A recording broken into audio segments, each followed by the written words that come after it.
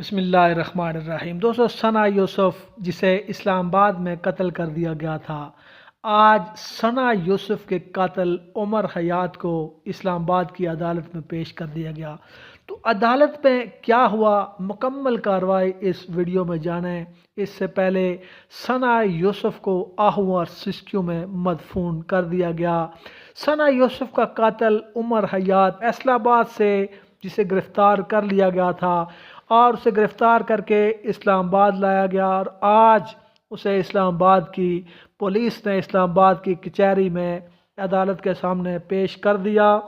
معروف ٹک ٹاکر ثنا یوسف، جس کے ٹک ٹاک پر 7 لاکھ سے زائد فالورز تھے، اس کا جنازہ ہوا۔ جنازے میں چند سو لوگوں نے شرکت کی اور قاتل عمر حیات کو اس دوران اسلام آباد کی عدالت میں سخت سکیورٹی میں پیش کیا گیا۔ اسے جب کچہری میں پیش کیا گیا تو اس کے منہ پر کالا کپڑا ڈالا ہوا تھا، اور پراسیکیوٹر اس وقت کمرہ عدالت میں موجود نہیں تھے۔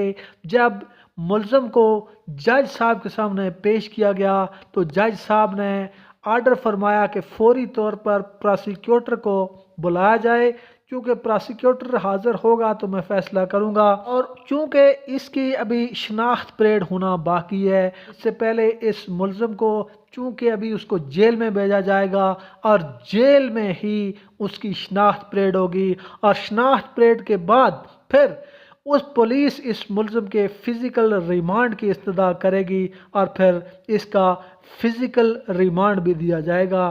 دوستو، اس موقع پر وکلاء کی بڑی تعداد وہاں پر موجود تھی، اور سینیٹر فلک ناز بھی کمرہ عدالت کے باہر موجود تھی، اور انہوں نے میڈیا سے بات چیت بھی کی۔ انہوں نے کہا کہ یہ لڑکی جو ایک ننھی اور معصوم لڑکی تھی، جس کو ابھی کھلنا تھا، اسے کھلنے سے پہلے ہی اسے قتل کر دیا گیا۔